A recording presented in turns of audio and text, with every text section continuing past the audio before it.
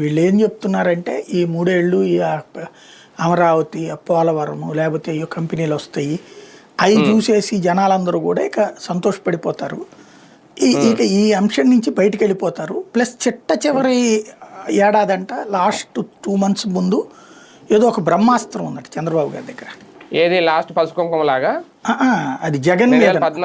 జగన్ అంటే ఇక్కడ పబ్లిక్ ఏదన్నా చేసి చివరిలో మెప్పించడం సాధ్యం కాదండి, అది క్లియర్. క్రిందసారి కూడా చూశారు కదా పసుపు కుంకుమ ఇచ్చి, కాబట్టి అట్ట చేయరు. జగన్ మీద వ్యతిరేకంగా సంథింగ్ ఏదో ఒక బాంబు లాంటి దాడి చేస్తారు, మాటల దాడో ఆరోపణల దాడో, లేదా జగన్ ఏదన్నా జైల్లో పెట్టించే ప్రయత్నం ఏమైనా చేస్తారేమో సెంట్రల్ గవర్నమెంట్ ద్వారా కేసులు పెట్టించి. ఏదో లైక్ క్రిందసారి కేజ్రీవాల్ కట్ట కేసు పెడితేనే కదా చివరిలో పడిపోయింది గవర్నమెంట్, అట్లాంటిది ఏదైనా చేస్తారా? అప్పుడు నాయకుడు లేని పార్టీ అన్నప్పుడు గందరగోళం అయిపోతుంది కదా.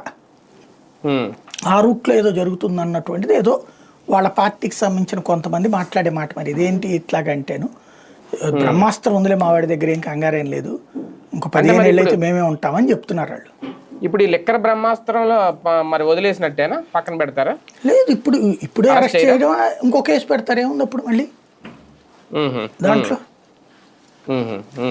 అంటే చంద్రబాబు గారిని ఒకసారి జైలుకి పంపితే ఇప్పుడు జగన్ 2 సార్లు పంపుతారా? అది అయ్యేలోపు ఏం చేస్తారో తెలియదు. సంథింగ్ ఏదో ఉందట వాళ్ళ దగ్గర, జైలా లేకపోతే ఇంకేదన్నా ఉందా.